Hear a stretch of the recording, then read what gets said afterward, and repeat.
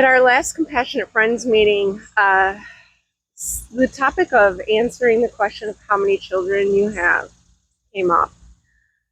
And I remember those early months and struggling to answer that question.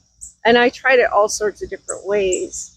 And the advice I gave to this newly bereaved parent was, try it all different ways and see how you feel each time you respond. And the one that gives you the best, I know, if you're in grief and loss, what is best? It's a feeling that doesn't feel crappy. So, for example, there was one time that I just left Trevor off the list, but I felt awful afterwards. I was like, how could I leave that beautiful child off the list? And I did not feel good about that. And so the next time I answered, I made sure to include Trevor, and I saw that the other person was uncomfortable because I had included my deceased child.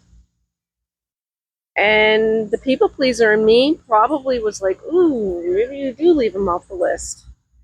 But I took that as data that he needed to be on the list, and that somebody else's comfort, while I can have compassion for it, it's not at the expense of my own well-being.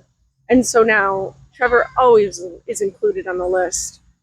And I just try to stay in presence with the person that I'm communicating with and be there for the compassion that might need to follow.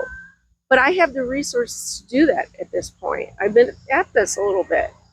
So my best advice to somebody who's grieving a bereaved parent, try it a couple different ways and answer in a way that leaves you feeling,